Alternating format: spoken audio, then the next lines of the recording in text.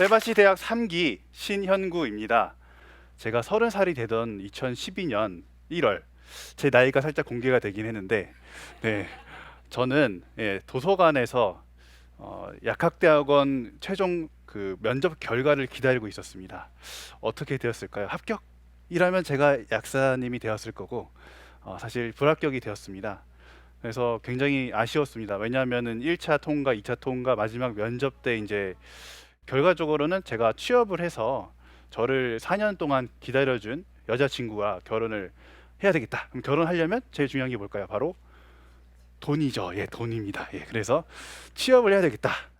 취업이라는 이름이 붙은 모든 특강은 다 대학교에서 수업을 들었습니다. 하지만 제가 그 특강을 들을 때마다 느꼈던 거는 이미 준비되어 있는 학생들이 너무 많았어요. 다 양복을 이미 다 준비해 놓고 어떻게 보면은 면접 질문에 대한 답변도 다 준비해 놓고 저는 그 상황에서 제 준비가 부족했다라는 걸 알게 되었습니다. 네, 하지만 저는 이때 남과의 비교를 멈추고 이 상황에서 제가 이 취업이라는 목표, 어떻게 보면 인생에서 중요한 목표이지 않습니까? 이걸 달성하기 위해서 어떻게 해야 될까 고민을 하던 차에 마침 가슴 뛰는 삶이라는 책을 읽었는데요. 그 책에서 이 구절이 저의 그 가슴을 뛰게 했고 목표 달성을 해야 되겠다라는 전략을 세우게 되었습니다. 여러분들의 삶에서 간절히 이루고 싶은 소망이 있을 때 이 현실을 만드는 과정, 당시 저에게는 취업이었겠죠. 이 과정을 소개를 해드리려고 합니다.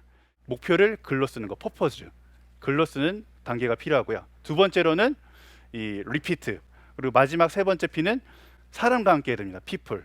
이 세 가지가 융합이 되면 어떤 목표든 저는 이루실 수 있다고 생각합니다.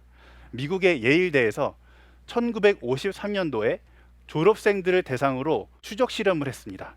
졸업생들 중에 67%의 학생은 구체적인 목표조차 없는 그런 상태였고요.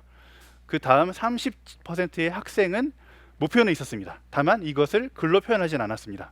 그리고 나머지 소수에 해당하는 3%의 학생은 자신의 목표를 가지고 있었고 이것을 글로 적어두었다고 합니다. 결과론적으로는 20년 뒤에 어떤 변화가 있었을까요?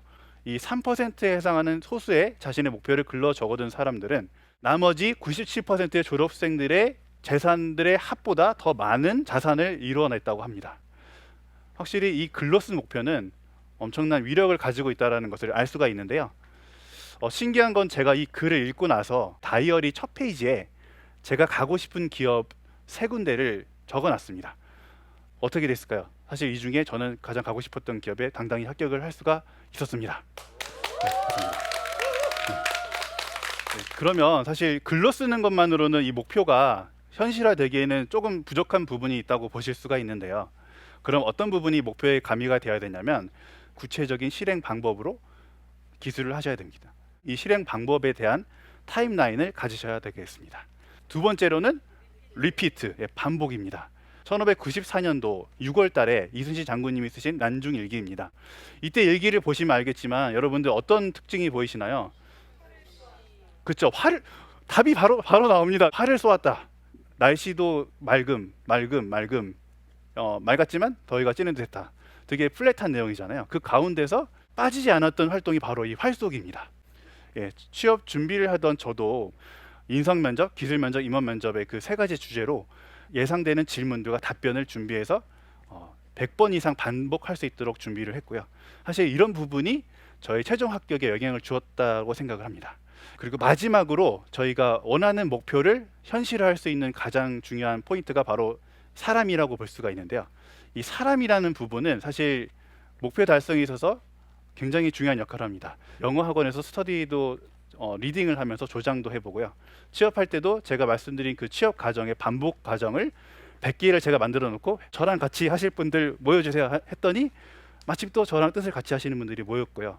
그 4명이 모집됐고 그 4명 다 합격이 됐을까요, 안 됐을까요? 한 명은 안 됐습니다. 네, 한 명은 안 되셨는데 제가 끝까지 취업하실 때까지 도와드렸어요, 사실.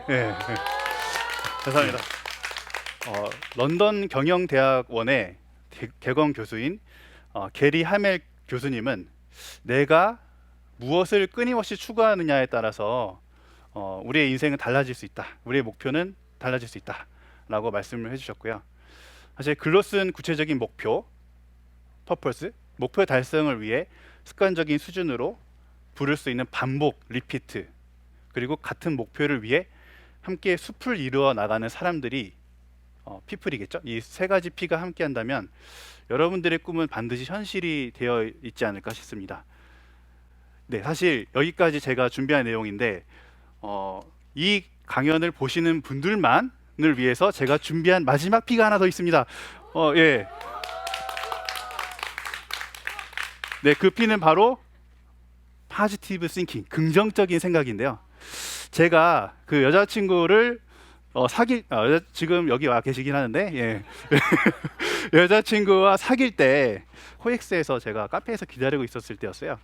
근데 그때 한 30분 좀 지났을 때 아직 도착을 안 하셨더라고요. 예. 그래서 동갑이긴 하지만, 예. 그러면 이 여자친구를 기다릴 수 있는 사람은 누굴까요? 저죠. 저만이 이 기다림, 이 30분, 1시간을 기다릴 수 있는 특권이 있다. 이 생각을 하니까 이 기다림이, 그 만남의 기다림이 설레임이 되고, 어떻게 보면은 마음의 그 응어리들이 사라지는 효과를 거뒀습니다. 이런 긍정적인 생각은 사실 여러분들의 삶에서도 언젠가 어느 때나 필요한 상황이 있지 않을까 싶고요. 긍정적인 삶을, 목표를 이루시는 삶을 사시기를 소망하겠습니다.